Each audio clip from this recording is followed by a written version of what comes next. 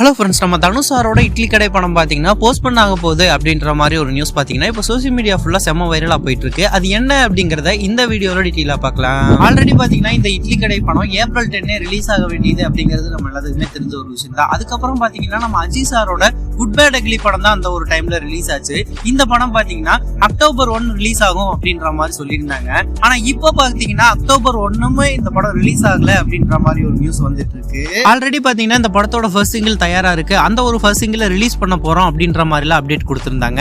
அதுக்கப்புறம் பாத்தீங்கன்னா இந்த படத்தோட ரிலீஸ் டேட்டே சேஞ்ச் ஆக போகுது அப்படின்னு சொன்னது பாத்தீங்கன்னா நம்ம தனுஷ் சார் ரசிகர்களிடையே ஒரு ஃபீலிங்கான ஒரு விஷயம் அப்படின்னே சொல்லலாங்க. சோசியல் மீடியா ஃபுல்லா சொல்லப்படுற விஷயம் என்ன அப்படின்னு பார்த்தோம்னா இந்த படத்தோட ஒர்க் இன்னும் பேலன்ஸ் இருக்கு. அந்த ஒரு ஒர்க்கை முடிச்சுட்டு இந்த படத்தை ரிலீஸ் பண்ணலாம் அப்படின்ற மாதிரி சொல்றாங்க. இன்னும் சில பேர் என்ன சொல்றாங்க அப்படின்னு பாத்தீங்கன்னா இந்த படத்தோட ப்ரொடக்ஷன் தரப்புல இருந்து சில ப்ராப்ளங்கள்லாம் இருக்கு.